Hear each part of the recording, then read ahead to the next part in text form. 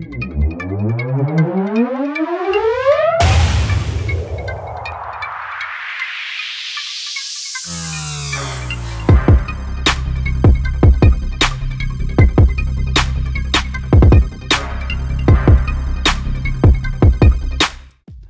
my name is Tiago Duarte and welcome to another video tutorial here at Daily Beats. In today's video I'm going to continue the Crash Course series, and today I'm going to talk about Harmless. So before we start, I would like to ask you to subscribe and activate the notifications so that you know when I upload new videos, and if you have any questions just leave a comment below.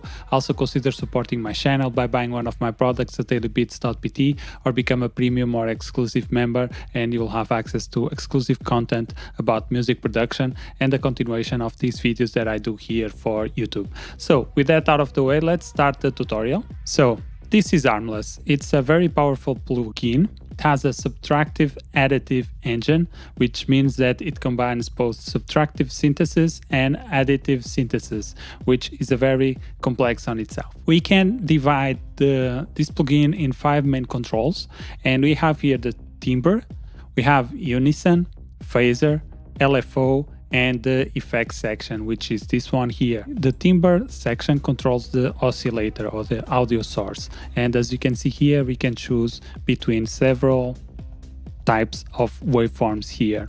And then the waveform is the fundamental or the root pitch, and these here are the harmonic masks that we can pretty much add to that fundamental or root pitch. Then we have a bunch of other knobs and functionalities here. We have equalizer that we can apply directly to the oscillator. We have here sub-harmonics that we can add. We have also a low harmonic protection, and here we can see that we have an envelope section, we have attack, decay, release, and we also have a special knob here which is a pluck, and pluck is a functionality of this synth of Harmless. Then we have a mix knob. Basically what this does is that it mixes the harmonic mask into the oscillator, and you can play around with it to have different types of sounds. Then we have the LFO, and the LFO will apply also to the harmonic mask. We have the volume that we can change. We have pitch, we have detune. Basically, if you've been following the Crash Course series, now you know what pitch and detune does. And we have here some other options like portamento, legato, and so on. Here we can increase the amount of the LFO, vibration, and grittiness to make the sound more gritty.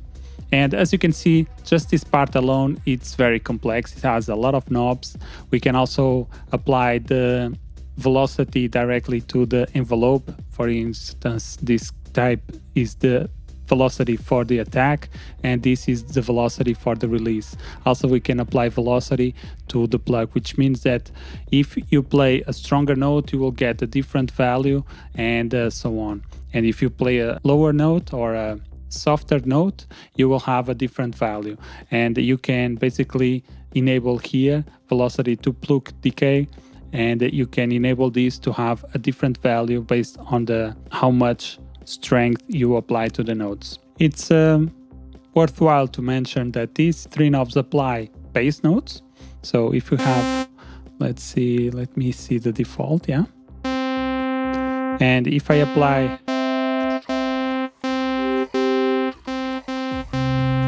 we see that we are applying some bass notes to the basic oscillator.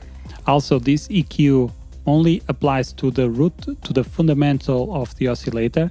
In this case, we have a saw, but if we selected, let me see if we have a sine wave, we don't. But if I apply this EQ, it will apply directly to the source or to the fundamental in this case. As you can see, now if I apply some EQ, it will apply to the fundamental frequency of the oscillator. And then of course we can apply the harmonic mask.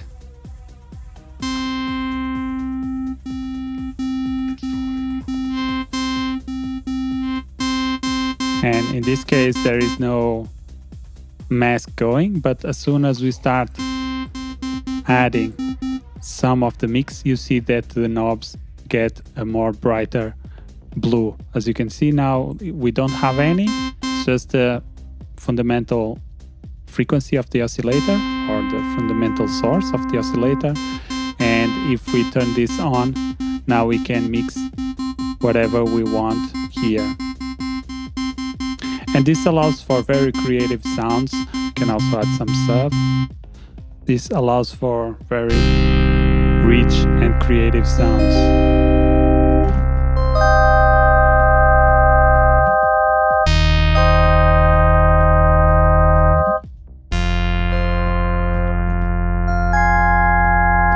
As you can see, very complex sounds. The envelope works as normal, so let's see.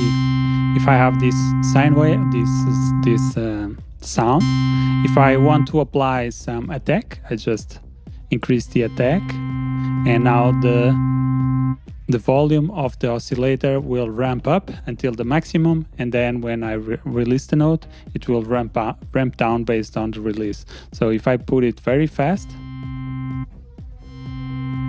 it ends very abruptly. If I put the attack very fast also, it's automatically.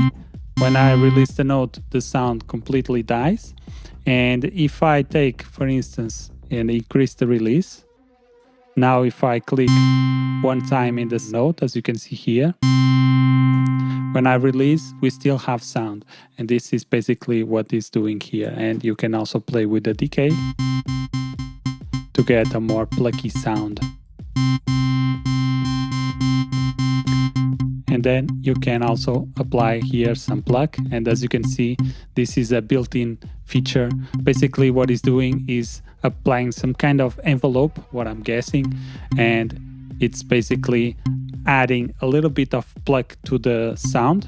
It's pretty much shortening the attack and the decay of the sound and leaving the fundamental oscillator running through the rest of the note being pressed.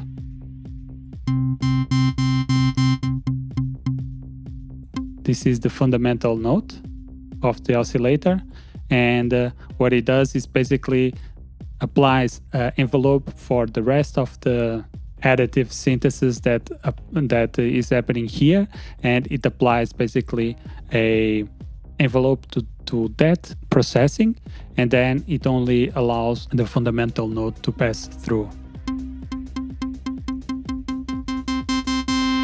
The filter section here controls the filtering and the cutoff frequency, and envelope and LFO frequencies are added to the filter cutoff frequency and are controlled by this frequency knob here. And here we have ATT, which is filter envelope attack length, and we have the decay and the amount here. And we can apply this envelope to the filter, and we can select here several types of filters that we have.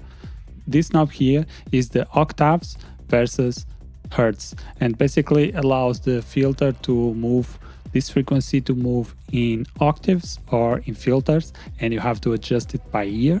So this is the band width of the filter, and this allows that if we have lower values, it means that we will have a narrower sound in the cutoff frequency, and allows for a clearly defined center frequency sound. Then we have the filter to key or key to filter frequency, LFO, that we can also apply here, and we will see a little bit the LFO. This is the master LFO, and we can set pretty much everything, and all the knobs here that contain LFO, LFO, LFO will be based on this master LFO.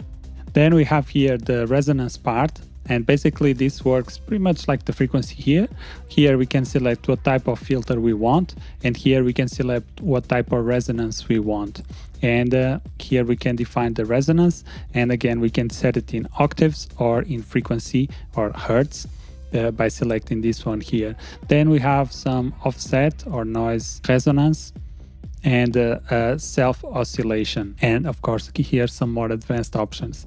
Then we have here the Unison menu, where we can set the number or the order of the sounds that we want. As you can see, as we increase the order, we have more waves being triggered at the same time, and because we have some panning here, we can put it all to the center. As as you can see, and now we can pan it, and it will be panned. All the 4 waves that are being generated are being panned across the stereo field, and we can select what type of unison we want: class, uniform, or classic, uniform, or blurred. And here we can set the pitch of each one. This is basically adding some kind of detune, and the phase also, and here's some unison variation.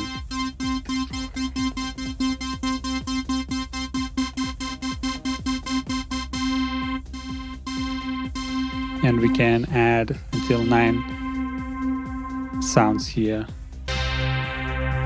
And as you can see, we can get really complex sounds.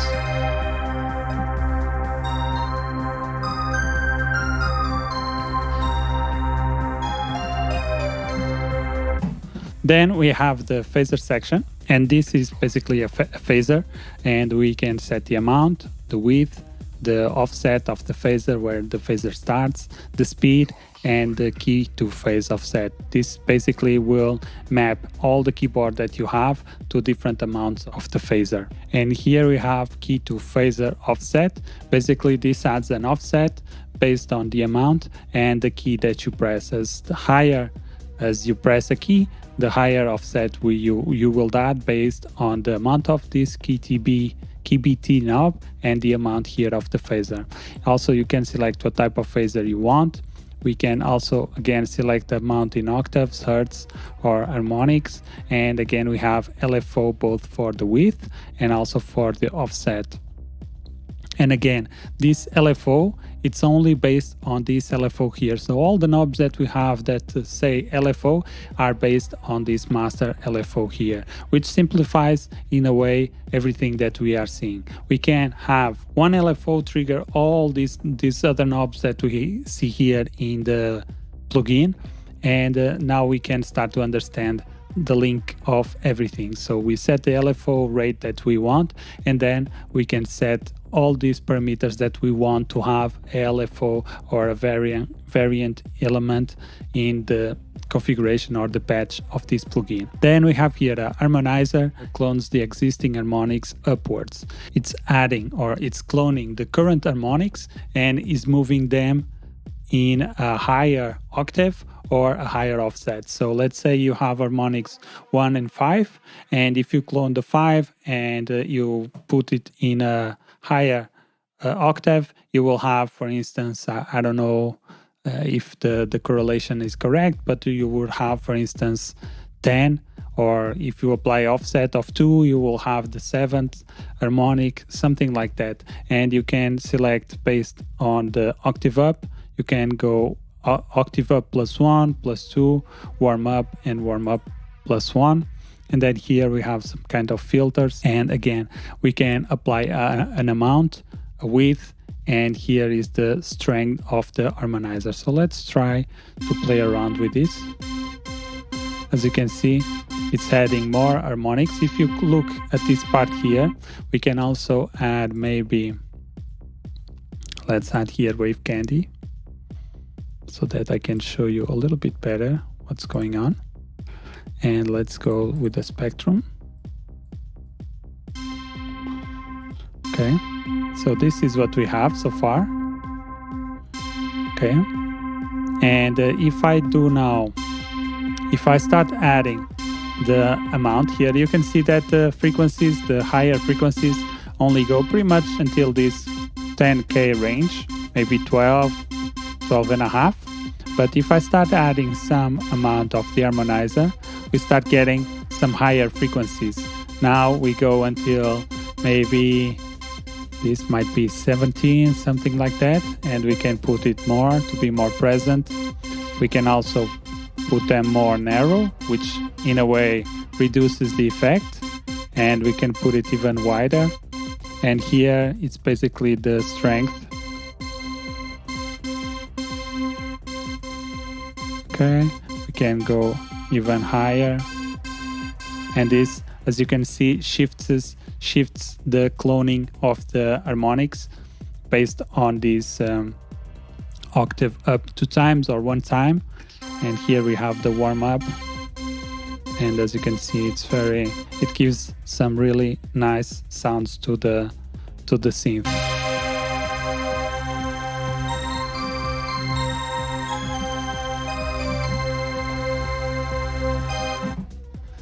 Okay, then again, let's go over the LFO, which I've been talking about too much in this crash course. And the LFO, here we can select the type of wave that we want. We have some special ones here, and we have some sines, saws, pulses, stairs, triangles, and so on. So you can select what type of LFO you want, what type of shape you want your LFO to be with. And if you don't know the shapes, let me show you what type of shapes I'm talking about. If we open here the controller, we can open up here the pick controller, for instance. Let's delete this. And if we now, for instance, give some volume to the LFO like that, this is a sine wave, as you can see here. It's a shape, it's a sine. If we have a triangle, this is the shape of the triangle, and we can have a square one, which goes from 0 to 1 automatically, and we have a saw one. And the triangle, for instance, we have a more general go up, go down, go up, go down. And here the saw goes up. When it reaches the top, it goes down immediately. And then we can also have some random, which is quite nice if you want to have some randomness into your sounds. So if I increase the speed, actually this should be okay, so the speed works in the opposite way.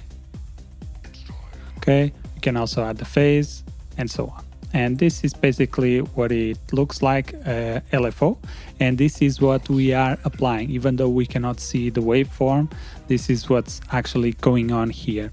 And we can have the amount, we can add the attack, which means that it will, for instance, if we have a sine wave, it will start very small and then increase the amount of the sine wave. This might be a little bit hard to explain, but it is like that. It's basically adding an attack, like an envelope, like I added here. So the volume starts very slow, increasing, and it reaches the peak after a value or a determined value here in the attack. The same is here for the LFO. The LFO rate of movement starts very slow and then it increases until we reach the peak of the LFO. And we can set this type of speed here. For instance, let's apply the LFO here to the harmonizer.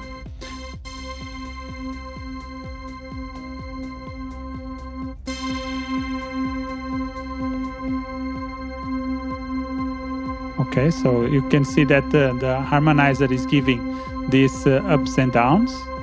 And let's increase the speed. And now we can see exactly what's going on here in the harmonizer, especially in this part here, which is more evident. And we can put it on the other way around. Maybe we can lower the speed. Or no, let's keep it like that. And let's put it like that. Now you can see this is basically subtracting or adding. Okay, we can also have some volume, some velocity based on the width. Here this is actually going only to the width, but we can go, for instance, let me see, what can we add here? Let's go add some LFO to this section here, the pitch and the detune. And now we can see that we start having some crazy sounds here, or crazy variations of the LFO. And we can go even crazy. And this is just too much. But it's actually quite a nice effect. Especially here, when you see it, it's a quite spectacular type of what's going on here. It gives some really nice visuals.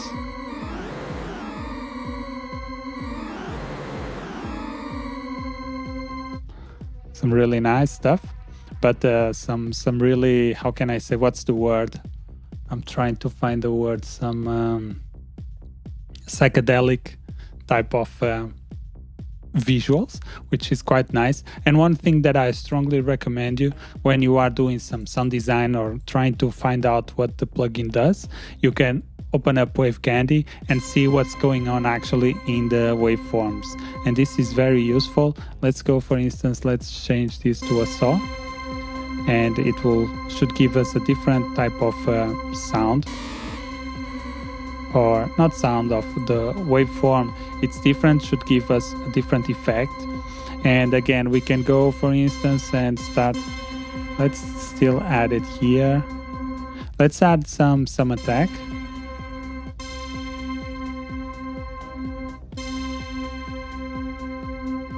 And now we can see that the attack delays the amount of the.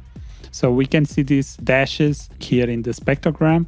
What's happening is that the LFO starts only after a little bit we trigger the key. So if I do this, it will be automatically. You see that we see these dashes automatically here. But if I apply a little bit of the LFO, or let's go to the maximum, we start with a normal note without LFO, and then after a while we start getting the dashes, which is the LFO. Now it's at full scale and it's applying to the parameters that we have set here. Then, okay, let's go to the next section. The next section is the effects section, and we have here some chorus, and again you can select what type of chorus you want. We have here several options. Let's go with classic. This is none, this is with. Okay, it's washing off a little bit of the sound. We can also apply some delay. Let's do some ping pong delay.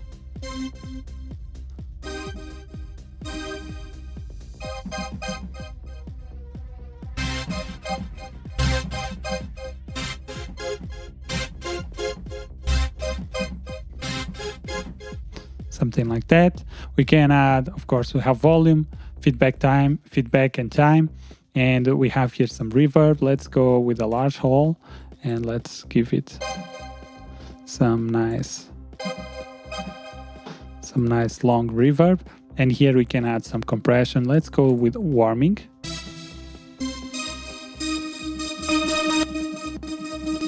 I like warming. Okay, like that.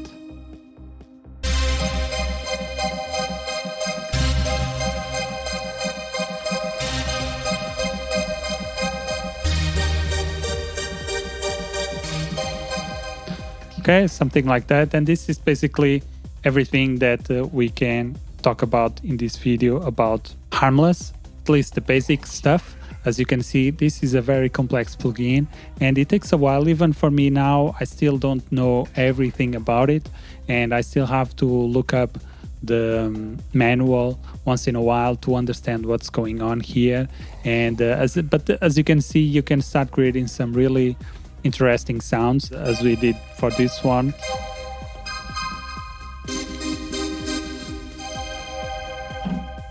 And some really interesting sounds. Also, we have a long list of presets here that we can choose from, and you can start with the presets. There's no shame on that.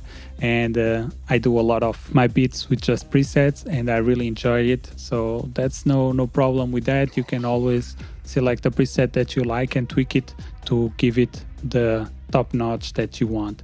And there's a lot of pads, a lot of presets, patches here that you can start using and try to look what's going on here in the knobs so that you can understand a little bit what's going on. Start messing with the knobs, start to understand a little bit what's going on behind the scenes so that you can have a better idea of what's going on when you turn a knob. I hope this tutorial was helpful in that, because now you know pretty much what's going on here in this section here, also this section. It breaks down a little bit the areas of the plugin so that you understand how they are interconnected a little bit more in a deeper understanding, and that's when you start using the tools to your advantage, and when it's the opposite. A few years back when I looked at this plugin, I was like completely blown away. I was not aware of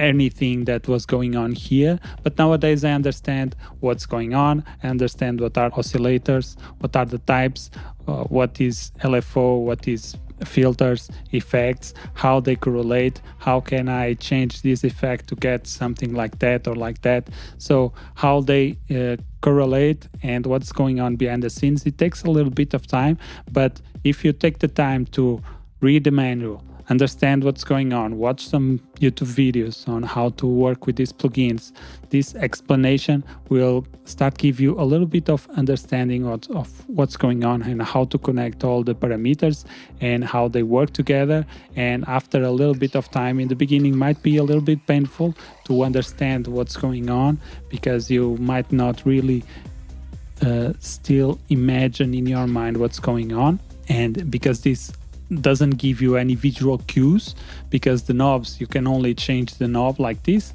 and it doesn't show what's going on behind the scenes. You have to first really understand it so that you can imagine it in your mind what's going on behind the scenes, and then you can apply it in a more technical way, or you can apply it in a way that you really want to do something. I hope that's helpful. If you are new here to this channel, subscribe and activate notifications so that you know when I upload new videos. Also, consider supporting my channel by buying one of my products at dailybeats.pt or become a premium or exclusive member, and you'll have access to exclusive tutorials about music production and also to the project files of the tutorials that I do here. And I think that's it, guys. I hope this video was helpful, and I'll see you in the next one. Peace.